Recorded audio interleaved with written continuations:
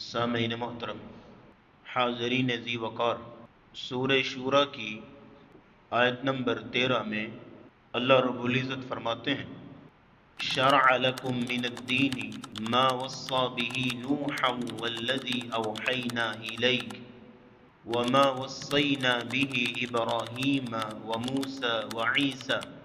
اے لوگو، ہم نے تمہارے لیے دین میں وہی اصول مقرر کیا ہے، دین کے حوالے سے وہی چیز مقرر کی ہے جس کی وصیت ہم نے حضرت نوح علیہ السلام کو کی تھی، اور وہی چیز محمد الرسول اللہ صلی اللہ تعالی علیہ وسلم کی طرف وحی کی جا رہی ہے۔ اسی چیز کی وصیت حضرت موسیٰ علیہ السلام کو کی گئی، حضرت ابراہیم علیہ السلام کو، حضرت عیسیٰ علیہ السلام کو۔ دین کے حوالے سے ایک ہی اصول، ایک ہی بات تمام لوگوں کی طرف وحی کی گئی اور وصیت کی گئی۔ کس چیز کی؟ کیا اصول تھا؟ وہ کون سی بات تھی کہ جس کو دین کے حوالے سے مقرر کیا گیا، اصول بنایا گیا اور ہر نبی کو اس کی وصیت کی گئی؟ وہ ایک ہی بات تھی کہ ان اقیم الدین ولا تتفرقوا فیہ، کہ دین کو قائم کرو اور اس میں کسی قسم کے تفرقے میں نہ پڑو۔ اب یہاں پہ ایک لفظ اللہ رب العزت نے جو بولا بڑا اہم ہے، ان اقیم الدین، کہ دین کو قائم کرو۔ اسی بات کی تلقین حضرت نوح علیہ السلام کو کی گئی، اسی بات کی تلقین حضرت موسیٰ علیہ السلام کو، عیسیٰ علیہ السلام کو، حضرت ابراہیم علیہ السلام کو اور دیگر انبیاء۔ اور یہی وہ چیز ہے کہ جس کی وحی آخری نبی محمد الرسول اللہ صلی اللہ علیہ وسلم کی طرف کی گئی کہ بس آپ سب کی ذمہ داری یہ ہے کہ ان اقیم الدین، کہ دین کو قائم کرو اور قائم رکھو۔ یہ ایک اہم اصول ہے کہ جس کے لیے انبیاء کو مبعوث کیا گیا، جس کے لیے انبیاء کی طرف وحی کی گئی،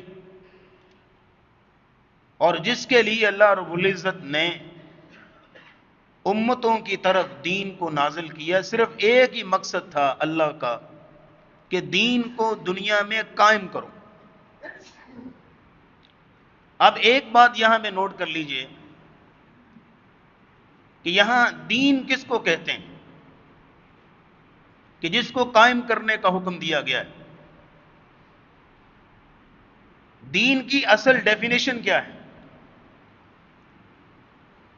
وہ یہ ہے کہ کسی کی حکمرانی کو، کسی کی حاکمیت کو مان کر، کسی کی حکمرانی کو، کسی کی حاکمیت کو مان کر اس کے ہر حکم کی اطاعت کرنا، اس کو دین کہتے ہیں۔ پہلے آپ اس کی حکمرانی کو مانیں کہ وہ حاکم ہے، اس کی حاکمیت ہے، پھر یہ ہے کہ اس کے ہر حکم کی اطاعت کریں۔ اس چیز کا نام دین کہلاتا ہے۔ بالکل یہی بات کہی تھی حضرت ابراہیم علیہ السلام نے، اسلمت لرب العالمین، یعنی یوں سمجھ لیجئے کہ پہلے رب العالمین مانا کہ وہ رب العالمین ہے، وہ مالک ہے، مقتدر ہے، اس کی حاکمیت ہے، اس کی حکمرانی ہے۔ جب اس کو رب العالمین مانا، اس کی حاکمیت کو تسلیم کیا، تو پھر اسلمت، میں اس کا مطیع ہو گیا، اس کا فرما بردار ہو گیا۔ اس چیز کا نام دین اسلام ہے۔ لہٰذا یہ جو حکم دیا گیا ان اقیم الدین، کہ دین کو قائم کیا جائے، اس کا سیدھا سیدھا صاف مطلب یہ ہے کہ دین کے احکامات کوئی مشورہ نہیں ہے کہ اللہ کی طرف سے مشورہ ہے چلو تمہاری مرضی ہے، مانو یا نہ مانو۔ رسول اللہ کی سنتیں ایک مشورہ ہیں، جیسے آپ کسی سے مشورہ لیتے ہیں، اس کے بعد آپ کی مرضی ہے، آپ اس کو مانیں یا نہ مانیں، کوئی فرق نہیں پڑتا۔